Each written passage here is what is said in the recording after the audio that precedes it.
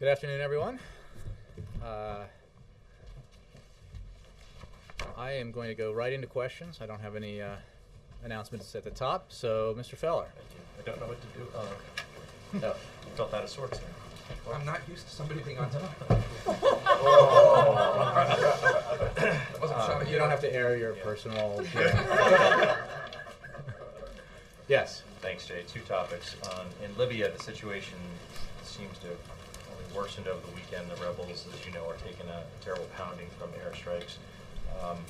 Is the potential for military intervention by the U.S. and NATO allies something that you think is growing? Well, I think you heard the President just make reference to the fact that we are meeting at the North Atlantic Council at NATO today, discussing options that NATO can take, and those obviously include military options.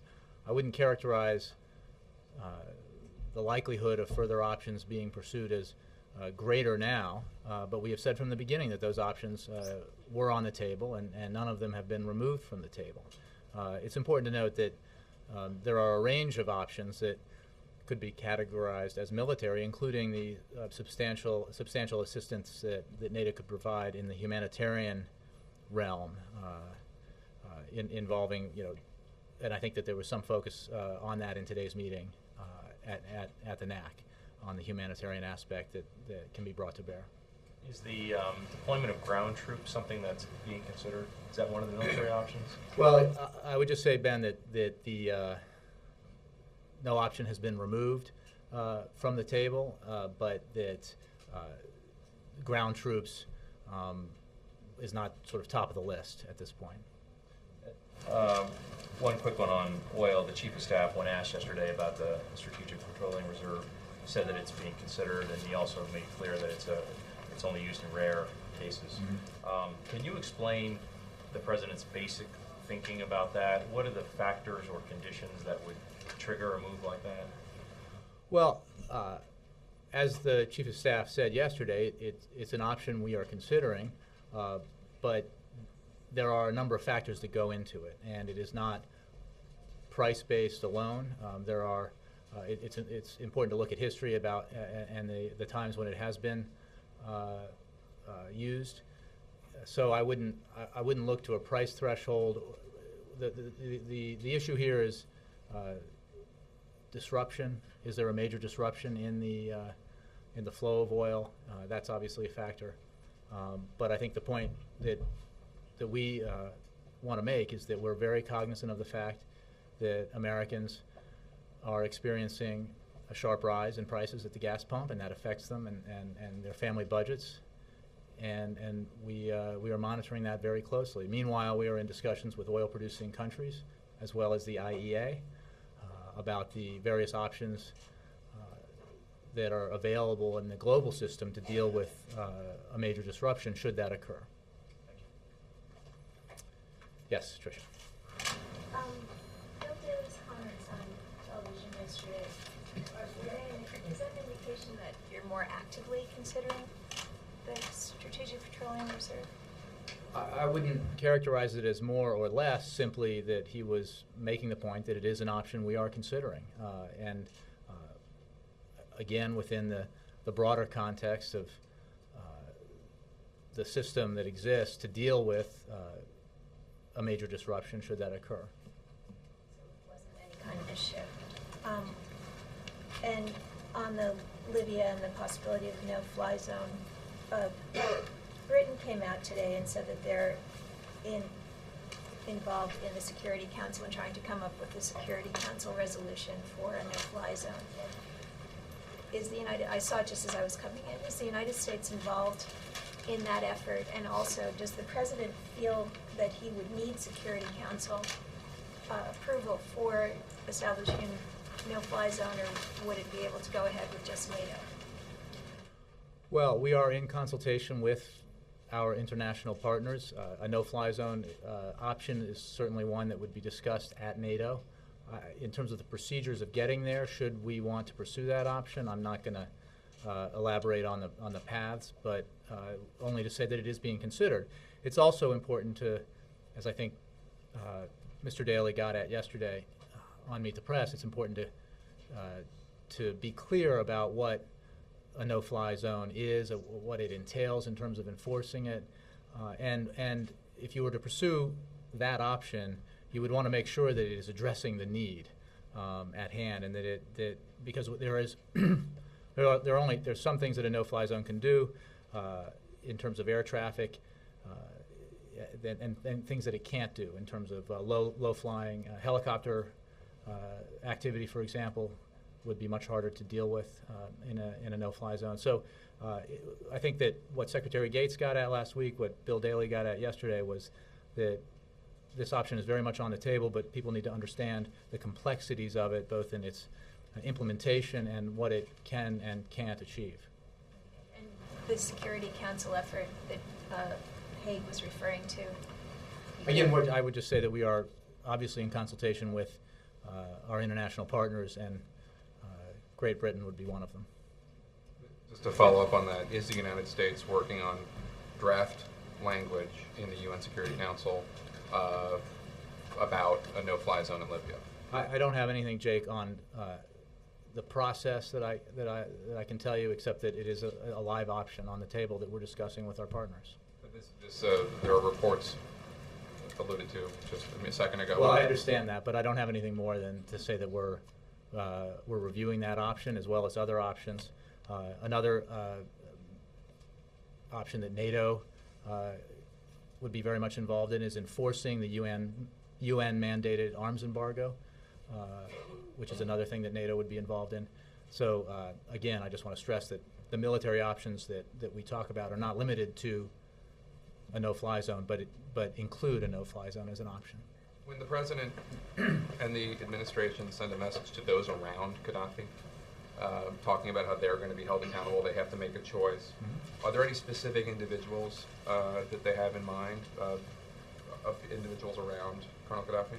Well, certainly we know a number of the people around Colonel Gaddafi, and we are working to have a fuller list of people who can and will be held accountable for the actions that the regime is taking against its own people, the brutalization of Libya's own people. And one of the points that we have tried to make is that we are using the full spectrum of our intelligence capabilities to assist us in identifying those who must be held accountable for the actions that they're taking, and those who are around Colonel Gaddafi and making that existential choice right now about whether they want to be on the side of the Libyan people or on the side of a leader and a regime that no longer has any legitimacy. They should be fully aware of the fact that, broadly speaking, the world is watching what they do, and they will be held accountable for their actions.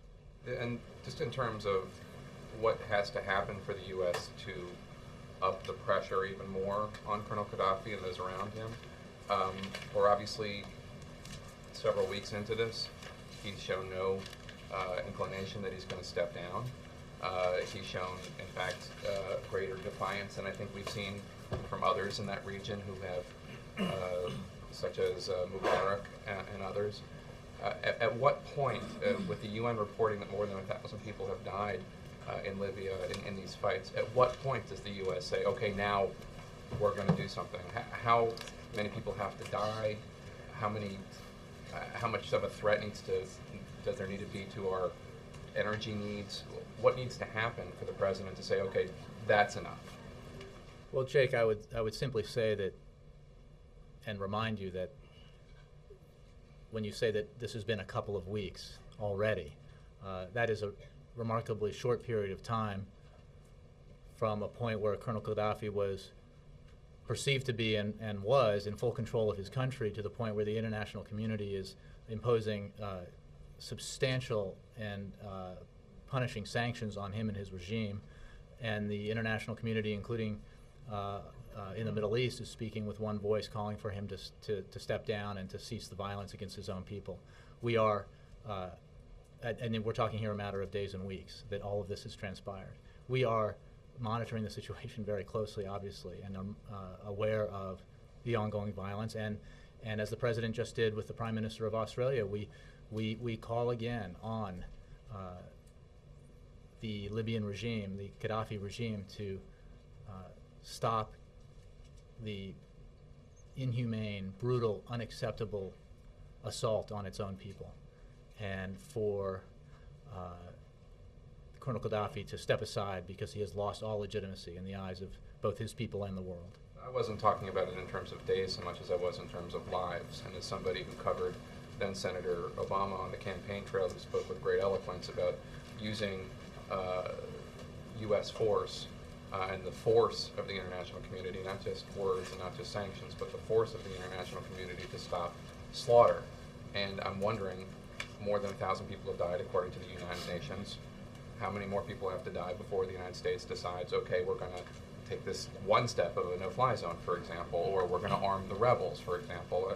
What needs to happen? How many more people have to die? Well, again, Jake, it is understandable that as we watch the images that we are able to get about what that show us what's happening in Libya, the urgency that we all feel to be able to move and do something quickly. And I would simply say that the international community, with the United States in the lead, has moved with incredible rapidity to address the situation in Libya and continues to deal with this with great urgency. The meeting today at NATO of the North Atlantic Council will be repeated daily this week as options are reviewed and considered. But I, again, would urge some perspective on the speed with which we and our partners have moved in reaction to this situation in Libya. And I think the comparative, when you talk about what the President said on the campaign trail, the comparative is instructive when you look at other events where international action has been required and how long it has taken, and compared to the speed that was pursued in this case. I think we have moved rather quickly. Yes, Jill. Jay, can you confirm these reports that the U.S. is asking Saudi Arabia to arm the rebels? I have nothing for you on that, no. Well, in connection with that, even if you can't, actually, is there any other country that the U.S. might be asking to provide arms to the rebels? Not that I'm aware of. And again, on the issue of arming, providing weapons, it is one of the range of options that is being considered. But I think that we again are talking about a matter of days and weeks here since this situation began. And when you talk about arming the rebels, now we are pursuing a number of channels to have conversations and discussions with the opposition, groups and individuals, as we try to learn more about what they are pursuing, what they want, and that they also, believe what we believe the Libyan people want, which is a government that is representative, that is responsive to the Libyan people's legitimate grievances and respects their rights. I think, again, speaking more generally, you have to be very cognizant of, when you pursue these options, what it is you're trying to accomplish. And I think that it would be premature to send a bunch of weapons to a post office box in eastern Libya. We need to not get ahead of ourselves in terms of the options we're pursuing. And again, I would refer you to the fact that we are reviewing and implementing actions with great haste. And just one on the rebels. I know it's a disparate group, but has the U.S. Had any, coalesced view of who they are, or is it still just a disparate group of people with very different motives? Well, again, I would, without getting into specifics about individuals or groups, we are using many channels, diplomatic, the business community, NGOs, to reach out to those in Libya who are working to bring about a government that respects the rights and aspirations of the Libyan people. For a variety of reasons, I will not from here discuss how we're having those conversations or specifically with whom. But we are obviously gathering information and learning about the opposition. Yes, Jeff. Jake, on the no-fly zone, let me try. You said ground troops are on the table, but they're not at the What top I of the mentioned list. is that we have not removed any option from the table, and I guess I don't want that to be over-interpreted. I simply would suggest that we are actively considering every option, and that the military aspects of humanitarian assistance are being actively discussed. The no-fly zone is being actively discussed. There's no fly zone at- you said The ground enforcement troops. of the arms embargo that the UN has mandated is being actively discussed. And we're not removing any other options, but I would point that out. You said ground troops are not at the top of the list. Would it be accurate to say that no-fly zone is at the top of the list? Well, I think I just mentioned to you some of the 3 areas that are being discussed today at NATO. Could I pursue Joel's question a little bit more? Because there are reports overseas that Saudi Arabia has been asked by the United States to send weapons to the rebels. Is that specific option on the table, asking Saudi Arabia to send them? I would simply say that the option of providing military assistance is on the table because no options have been removed from the table. So I won't get into the means by which that would occur. I would, however, point you to my comments in response to Jill's question. CBS has been pursuing a story over the past week or so about gun running in Mexico, hundreds and hundreds of guns going into Mexico. With the knowledge of ATF, they had hoped it would lead them to the big fish, but it didn't work. And there are 2 developments on that today. There's an IG investigation been ordered at Justice, and Mexico has asked for whatever details the United States can provide on that.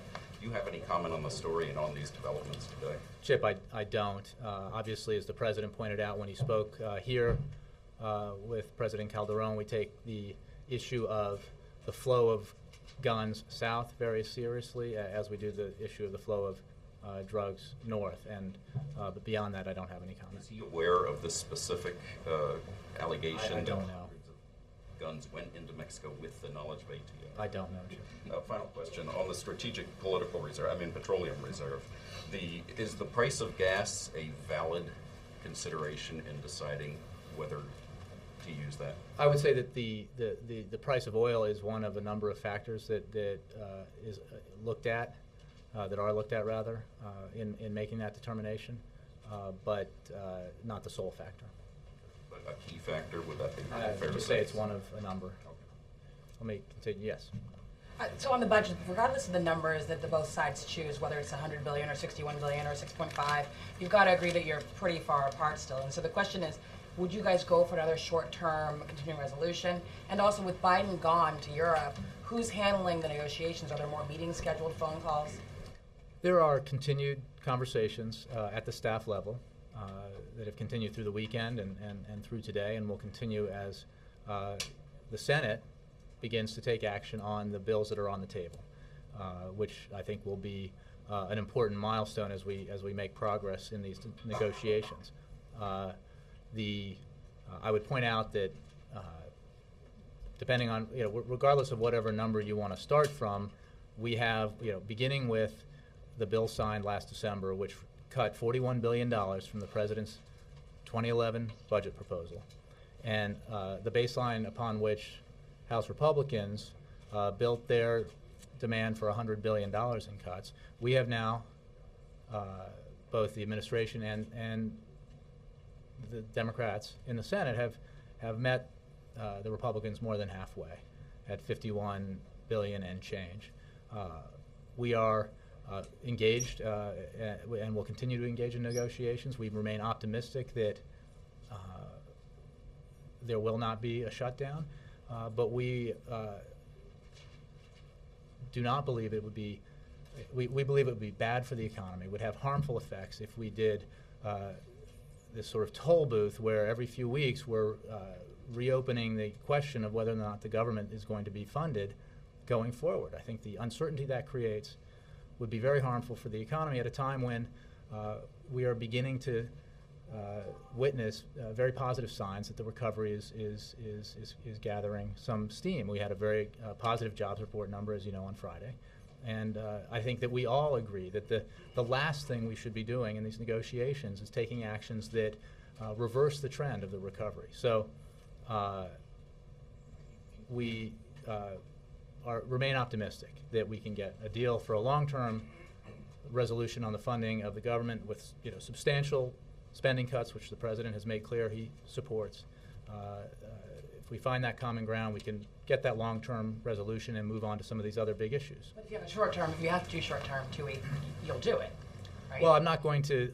We remain optimistic that we can reach an agreement on the full year, fiscal year funding, and I'm not going to draw a line here in the sand about what we will or won't do. What I will say is that it is unacceptable. It is not good for the economy, and therefore a very bad idea to set up a scenario where we do this constantly every 2 weeks. One more question that's on Libya. With the whole, you said, the President has said that you want to send a message to people close to Gaddafi that they will be held accountable if the killing continues.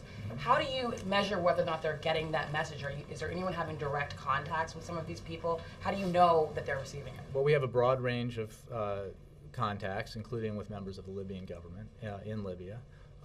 And then I would simply point you to what I said before about utilizing the full spectrum of our capabilities to make sure we are aware of the actions that are being taken by those around Colonel Gaddafi, and so that they can be held accountable by the international community. Wendell, did you? Chief of Staff Daley said yesterday that a no-fly zone is not a video game. Is the President worried that some people pushing for this are underestimating the potential cost in blood and treasure? I would say simply that it is important to be very aware of the complexities of creating and enforcing a no-fly zone. It remains very much on the table, but everyone involved in the discussions needs to be aware of what that means, both in terms of the logistics and the implementation that I think Secretary Gates talked about last week, and also the cost. Again, it's on the table. It's a serious option, but it is literally a serious option, and it's not a simple one that you can simply say, oh, let's have a no-fly zone, snap your fingers, and it happens. Is it an act of Is war? part of that complexity the potential to rally Gaddafi's supporters behind him? Is there concern that U.S. military action could actually be counterproductive in that regard? Well, setting aside specifically U.S. military action, we believe it is both true and very important to have it be perceived true that the unrest in Libya, the drive to force Colonel Gaddafi from power, and the unrest throughout the region is organic. It is not inspired by the United States or other Western or foreign countries, and that's an important factor here in the developments, the historic developments we've seen in these last weeks and months. And in order to not change that perception, or would it possibly change that perception for the U.S. to be involved in some kind of military action? Well, I don't want to speculate, but I think that we weigh, as we pursue the options we've already enumerated, and we weigh further options. Obviously, we want to be as aware as possible about the impact the pursuit of those options would have, both in the immediate effect. We want to make sure they work in terms of our goal of ending the violence in Libya, and we want to make sure that they don't have any negative ancillary impacts. Senator Kerry called for cratering Libya's runways. Senator Lieberman has also pushed for more aggressive U.S. response. Are they contacting him privately? Are lawmakers contacting the president privately to try and? I don't have anything on that for you. I'm not aware of any private contacts between those lawmakers and the president. I would just say that, again, we are actively considering the very options that those senators are discussing. Yes, Chair. Who would, I guess two questions. First is, who would hold Gaddafi loyalists accountable, the U.S. or? The international community. International community. And then a follow-up, You listed some of the military I would options. just point out that the United Nations Security Council has referred this case already to the International Criminal Court. Okay. And you mentioned, or you listed some of the military options that are on the table, including ground troops, no-fly zone, military, humanitarian aid. What other options are there besides those? And arming weapons, you also mentioned. What other options are on the table? Well, I mean, we could speculate endlessly about the options. I would simply say that those are principal options that are being discussed, at least the three that I discussed: humanitarian assistance, enforcing the UN arms embargo, and contingency planning for a potential no-fly zone. Other options remain on the table, but I don't have a list of them for you. Yes. Following up on Chip's questions about this gun strategy that the ATF was running, given the president's strong statements about the southward flow of weapons when the Mexican president was here, would he condone an ATF plan that in effect uses guns as bait? Peter, I just don't have anything for you on that except to point you to his statements about his concerns, our concerns about the flow of guns south. But for other questions about this story, I would point you to the Department of Justice. Just to confirm, you don't have anything because you weren't aware of this, or? I just don't have anything to add to what I just said. Can you take that question and perhaps be able to elaborate on it for us in terms Well, of whether if there's something I can find out about it, I will. But asking me a hypothetical about whether the president would or would not. Well, it's not hypothetical. I mean, the program exists or existed. Mm-hmm. I'll see what I can find out about it. Yes, Julia. I just want to follow up on Athena's question on the CR talks. You say you're optimistic, but Senator Durbin yesterday said the Democrats have been pushed to the limit in terms of the cuts that they're prepared to offer. So where do you find compromise there? Well, I would say, Juliana, that we need to see what happens when these proposals are voted on by the Senate, and we need to find a solution that can be passed out of Congress that this president can sign, and that's going to require the finding of common ground, and that's going to require all sides to move off their positions, as I think we have and the Democrats have, and it's a process that is not at its end. It is still sort of midstream here, and I think we need to wait and see how the Senate responds when it votes on those two measures.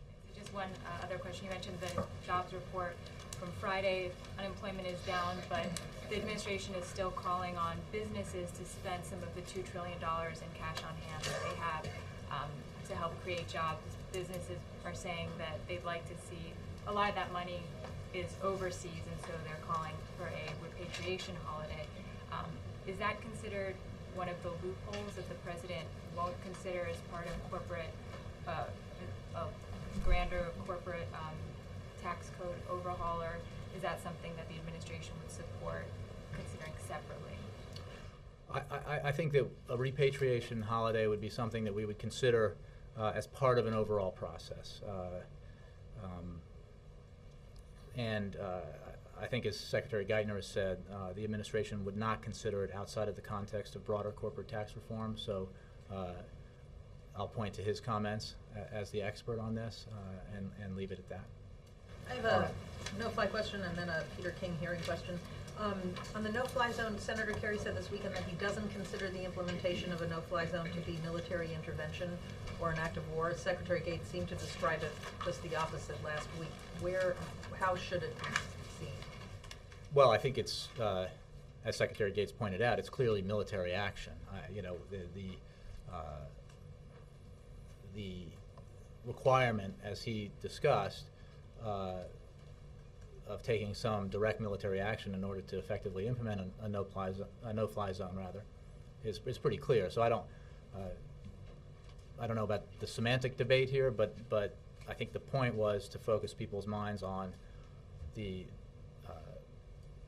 what the option would entail in terms of its implementation. Would taking out their air defenses be an act of war? I would just point you to what Secretary Gates said on that. Okay. On the hearings on Thursday, obviously Dennis McDonough gave a speech to set the stage for this.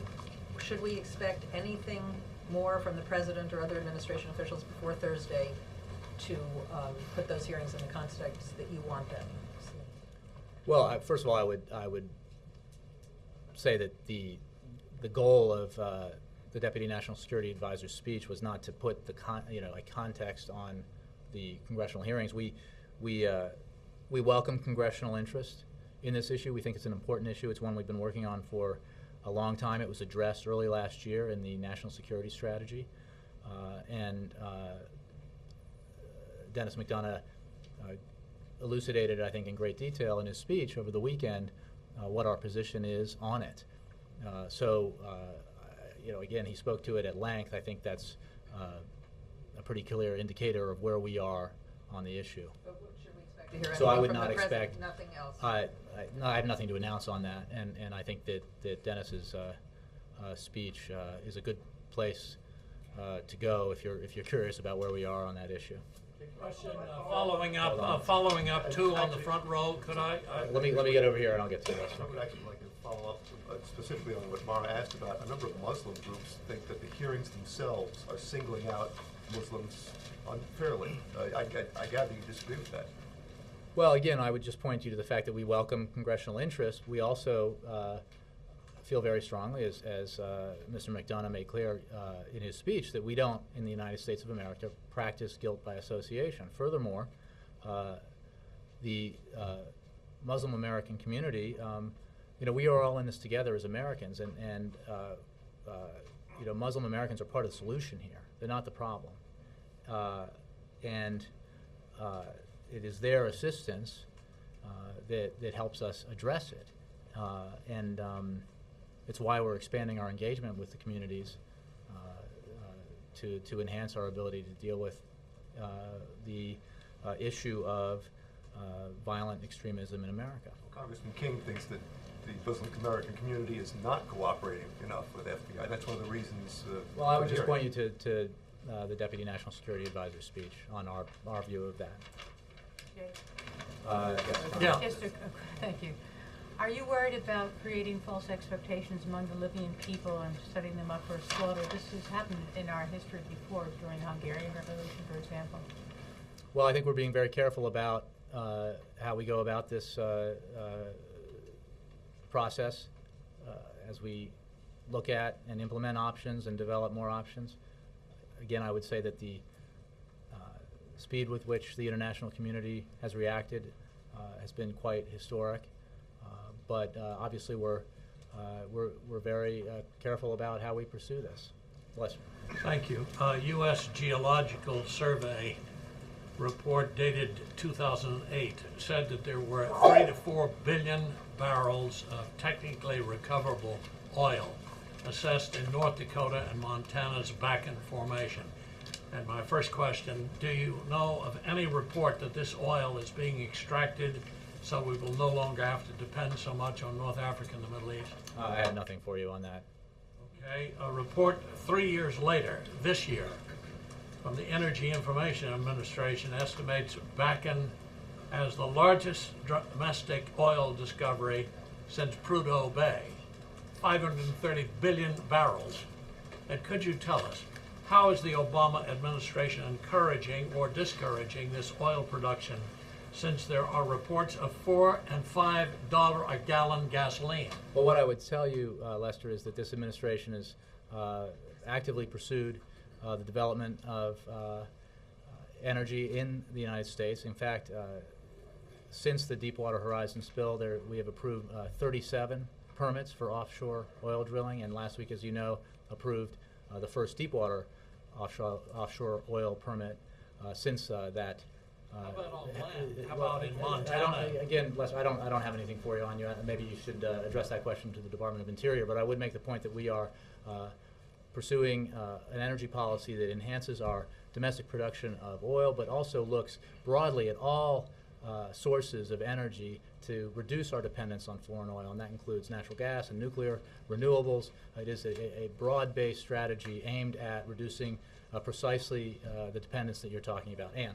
Thank you. Thanks, Jay. As a matter of principle, does the president think it's important when gas prices go high that the government step in and intervene in the market process to protect American pocketbooks from that? And separately, does he believe that the strategic petroleum reserve, should that be used as a tool to moderate price as opposed to just being a stockpile for future emergencies?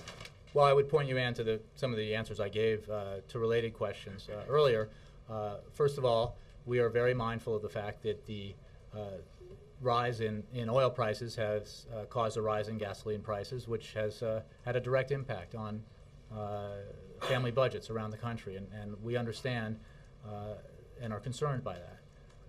On the broader issue of using the Strategic Petroleum Reserve, there are a variety of options a variety of considerations that go into whether or not to take action in that regard. It's an option that's on the table, but remember, all the options that we consider here and the global system considers are aimed at dealing with a major disruption. It is not simply a price-based consideration. So I think that does answer your question. Well, my question is, why should the government intervene in a market economy? Well, again, what I'm talking about here is a major disruption. And I would say that when we have unrest in the Middle East, that is not a market issue. It potentially could create a major disruption. It hasn't. I'm not saying that's happened, but that is the issue here. It is not simply the market setting a price.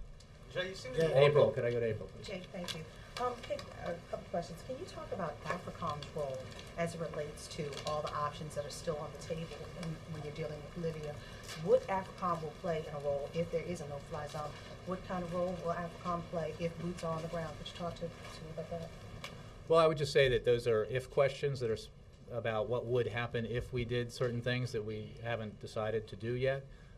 We are very heartened in general by the international consensus that has been created here very rapidly in condemning the actions of the Libyan regime and the brutalization of the Libyan people by the Libyan government. And that includes, obviously, AFRICOM, but I don't have anything specifically about what role they would play in the implementation of options that haven't been selected. And the reason why I ask, I know you're saying they're ifs, but these ifs are on the table, and that's the reason why it is in play and the reason why I asked. No, I understand that, but the fact that we're considering options that may or may not be pursued doesn't make sense for me then to enumerate how they would be implemented in detail. Okay, and when the President of Mexico, President Calderon, was here last week, did President Obama discuss with him an urgency about increasing the production of the sweet crude oil that we get from Mexico? Not that I'm aware of. Sam. Correct me if I'm wrong, are you walking back a little bit what the Chief of Staff said yesterday Absolutely about not. The Chief of Staff made clear that this is an option on the table, and it is an option that we're considering. The reason I asked was there are a lot of people I talked to were surprised, quite frankly, it's being considered.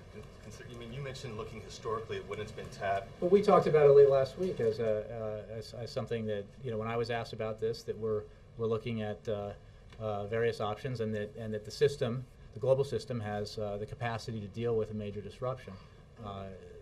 So absolutely not. And I think that there was a move to make a story out of something that really wasn't a story. And the fact that it's an option is as true today as it was on Friday. How much of a concern is it for the White House that this, aside from the immediate political risk of high gas prices, how much of a concern is this might derail the larger economic recovery?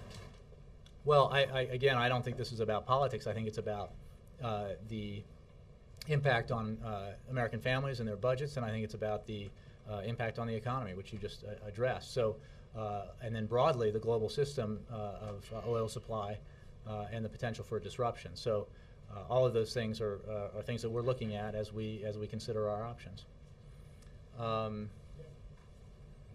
Abby, sorry. I have a question about President Obama about a week ago said that he agreed with Mitt Romney about the role that states would play in health care. On the other hand, Romney moved to clarify his statement by saying that he doesn't believe that the Affordable Care Act is constitutional and that the federal government has a role in that. Does President Obama still agree in light of this clarification that Mitt Romney attempted to make this past weekend? Well, I think that our point is that Massachusetts and other states that have tried to deal with this issue are examples of the very reason that the Affordable Care Act was necessary. And as far as other statements that the former governor may have made about the plan he signed into law, I don't have anything for you on that, but we believe very strongly that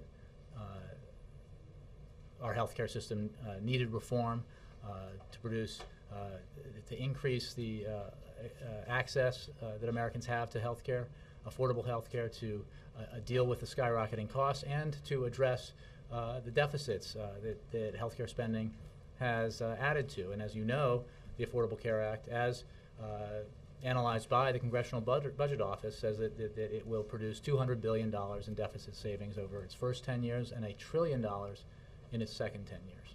So was the president's statement referring to the Massachusetts plan, saying that that was an example of what the federal plan intends to do? It seems like that's not. No, I think that it was a nod to the kind of recognition that states have had to deal with this issue, and one of the reasons why, as you know, going back last week, that the president announced the state innovation waivers and moving them up was precisely because he is interested in states, if they have good ideas for how to achieve the goals set by the Affordable Care Act, that they pursue those, and feels like that it was that we could move that process up and achieve those goals even earlier than originally anticipated by the law. Let me, George.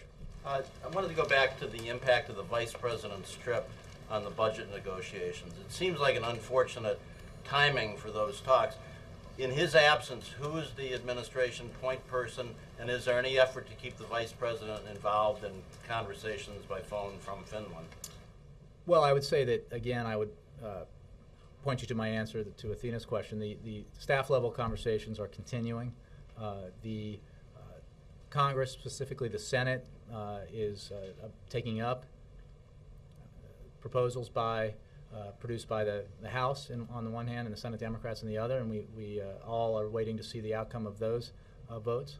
And then I would simply say that in the era of modern communications, it's certainly possible that the Vice President could get on the phone with anyone here in Washington who needed to speak with him. Who on the staff is the point person while he's gone? I'm not going to specify that, simply to say that a variety of staff members, senior staff members, have been in conversations with folks on the Hill about this. Yeah. Thanks, Jay. Was it a mistake for the last administration to resume diplomatic relations with Libya? Look, I think we're focused right now on the crisis that has unfolded in Libya in the last several weeks. The fact that the Libyan government took actions to rid itself of weapons of mass destruction was obviously a positive thing. But right now we are focused on the crisis at hand and not the past. Was it a mistake for this administration to keep those diplomatic relations going with the new administration's policies? No, it wasn't. And I would again focus you on the historic events that have occurred in the last several weeks and explain that that's where our attention is right now. Get out of resuming diplomatic relations with Libya? Again, the action taken by the Libyan government to deal with its weapons of mass destruction was obviously welcome. It does not buy you a free pass forever, and it does certainly not make the actions that the same regime has taken in the last several weeks in any way acceptable or palatable. Bill. Jay, I'd like to see if I can establish this fact, something we all take for granted. The president Friday evening in Miami said, "We're here because we want to win in 2012. So is the president now an official candidate for re-election? I have no election announcements to make from here. Well, how can he go out and say we want to win in 2012? Is he an uncandidate or what's this? Well, I believe he was there at the event you're referring to, campaigning for Senator Nelson and Democrats in general. So there's a broad we there. Thanks, Jay. Thanks very much, guys.